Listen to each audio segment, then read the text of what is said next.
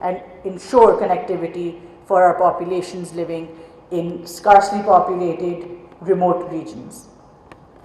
So today, when we stand here today in the backdrop of all of this conversation, SATRC 26 is not merely a conversation. It's not just a dialogue. It is a platform where our collective vision and coordinated action can actually help. Over the next few days, our deliberations will review the outcomes of the SATRC Action Plan 9 and will also set the scope of the Action Plan 10, focusing on our region's shared priorities like advancing spectrum harmonization, cross-border digital infrastructure data governance, strengthening cybersecurity cooperation, universal connectivity and inclusion, and collaborative regional innovative ecosystem. The Asia-Pacific telecommunity has been instrumental in nurturing the spirit of partnership, and I would like to thank and congratulate the role of Mr. Kondo throughout. And I would like to also reaffirm that Pakistan stays committed to APT's vision of a connected, secure, and sustainable digital Asia-Pacific region. As far as Pakistan goes, like I said last year when we took the government, one of the first initiatives that we started working on was a cohesive and comprehensive Digital Nation Pakistan plan.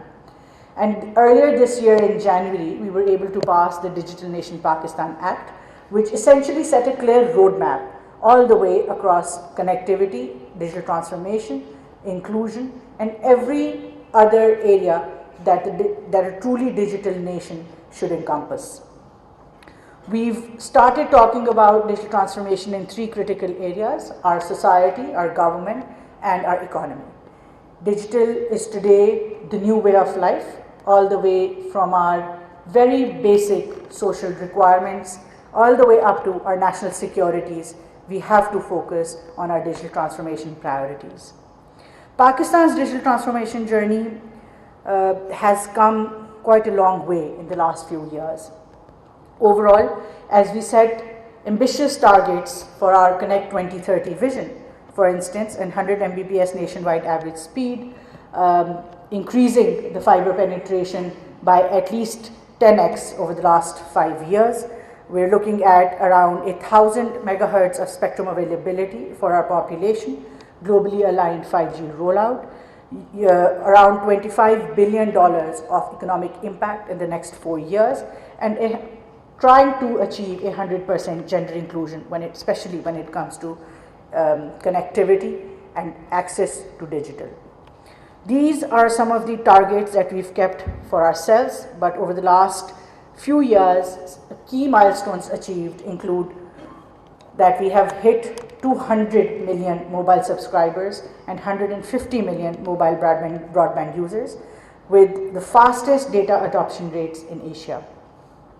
We have 70% growth in the data traffic over the last 5 years and 17% year-on-year revenue growth in telecom sector.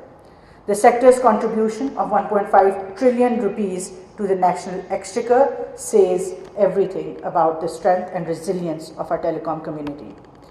E-commerce in Pakistan is reaching almost $7.7 billion, projected to cross 10 billion next year. Our exports are increasing at almost 20% over the last 3 years. As far as the digital transformation goes, I'm very proud to say that today the federal government stands at almost 98% adoption of e-office, which essentially means that all our governance is almost paperless today. We have almost 50 plus digitally delivered citizen services, aiming to reach 150 by the end of this financial year. We collected 6.2 billion rupees of taxes this year digitally. But the larger picture is that, as our colleague, the chairman of SATRC also mentioned, that Pakistan has a very, very strong data exchange layer rail when it comes to financial transactions right now, called RAST, operated by the State Bank of Pakistan. This year, December, we're also launching the larger national data exchange layer with the support of NADRA and our other departments who are collaborating with the ministry. The purpose is to create the Pakistan stack and further substacks, which will then give the dividends of what a truly digital nation can have. The National Data Exchange layer will not only connect the public sector offices and make our data interoperable, but also connect the private sector and bring them online. The overall idea is to create digital identities for every single citizen in the country, who can then avail cradle-to-grave services with a click on their mobile phone. The Park ID allows you to have today a digital vault, which essentially has all of your personal documents. The super app will then, in the next few months inshallah, will allow you to use all government services online. And this is where the digital conversation begins. The idea is not to place technology over the legacy institutes and legacy processes, but actually do the reverse engineering, do the actual digital transformation, process re-engineering, and see how can we make these processes truly digital, or not just merely convert the legacy processes, just deploy a technology layer and call them digital overall. So we're not digitalizing the existing services, we're actually trying to make them digital. How will it work? It will work only if you're able to inculcate a sense of trust. We're able to ensure components like cybersecurity across the domain, and we're able to ensure that the citizen experience is premium when using digital. And that is what is at the center of all the conversations that all of us have, that how can we make the lives of an average citizen better, whether it is a conversation around connectivity, digital transformation, governance, economy. Everything is for the average citizen who lives in our countries, who is experiencing government, and that is where we have to help. What will it do? 3 core benefits. Number 1 for me would be inclusion. Once we go digital, we are ensuring that no one is left behind, and that is the core agenda that we have today, whether it is inclusion across gender, across ethnicities, geographies. It is absolutely imperative that we think about the last citizen's need in the country. The second is transparency. It is again extremely important for effective government to have transparency, and especially for us to build trust among citizens. And the third would be efficiency. So inclusion, transparency, and efficiency is all that comes when we go digital. We have a very, very aggressive approach to our digital economy. Honorable Prime Minister takes a fortnightly meeting on cashless economy, and we have set again quite aggressive targets to ensure that cash in circulation goes down as we move forward, making Pakistan truly digital. To do all of this and to really support our agendas, our targets, we have had some transformative policy decisions over the last few years. The Digital Nation Pakistan Act, as I mentioned, was a milestone that Pakistan achieved. Right-of-way reforms. So everybody sitting here probably understands that one of the critical issues that Pakistan had in terms of fiberizing the country were the right-of-way charges, which made the ecosystem slightly difficult to operate in. With one directive of the Honorable Prime Minister, the right-of-way charges across the country have been abolished. We've also had notifications from most of our provinces. The 1 or 2 left will be notifying soon. So Pakistan becomes a right-of-way charge-free country, harmonizing this fee-free status across every single province and governing unit. We're also coming up with the 5G spectrum policy.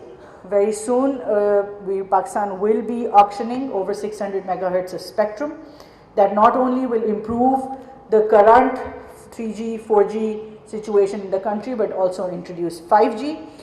The MVNO and infrastructure sharing frameworks have been approved. Satellite communication regulations are almost finalized, which will again bring satellite internet connectivity to the country.